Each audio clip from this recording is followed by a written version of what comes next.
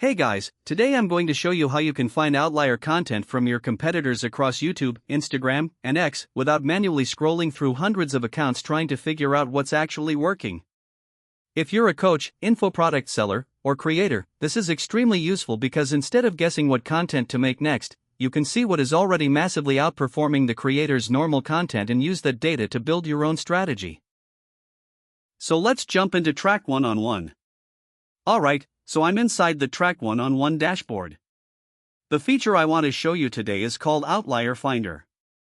Basically, you can use this to research competitors and discover the content that is performing significantly better than their usual posts.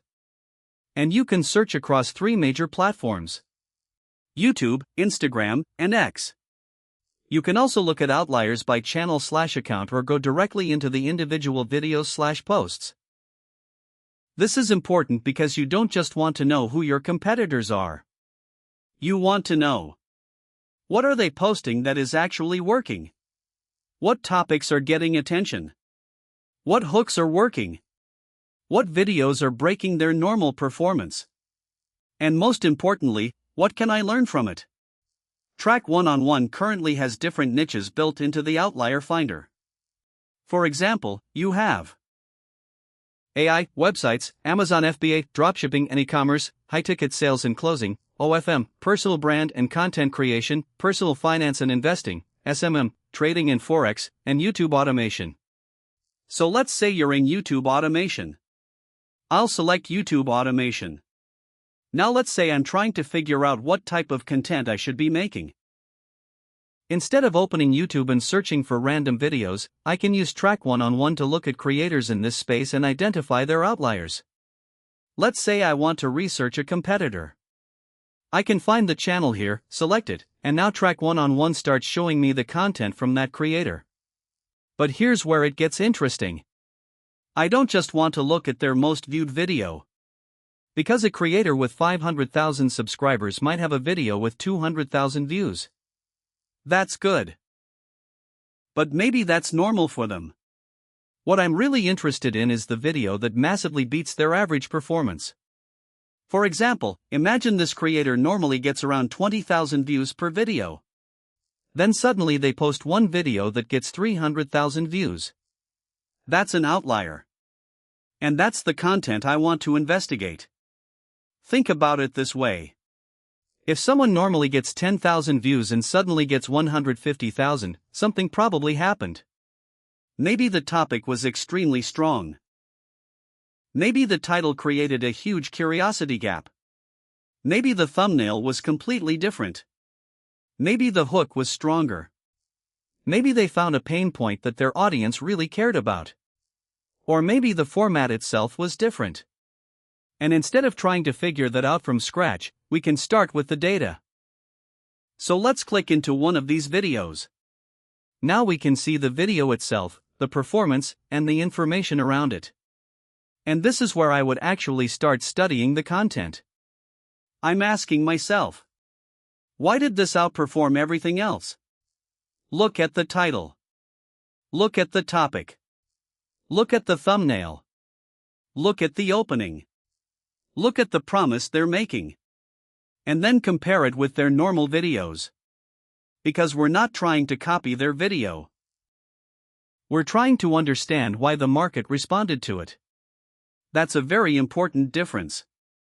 Let's say the outlier is about making money with YouTube automation. I wouldn't simply copy the title and make another video called the exact same thing. Instead, I'd take the underlying idea.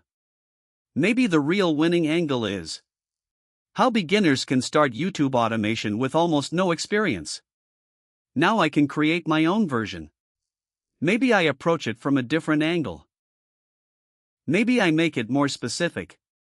Maybe I target a different audience. Maybe I use a stronger hook.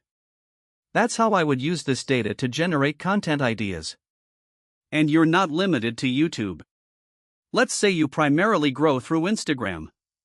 You can switch over to Instagram and research creators in your niche. Now you can see which reels are outperforming their normal content. Same concept. Find the outlier. Figure out the topic. Understand the hook. Study the format.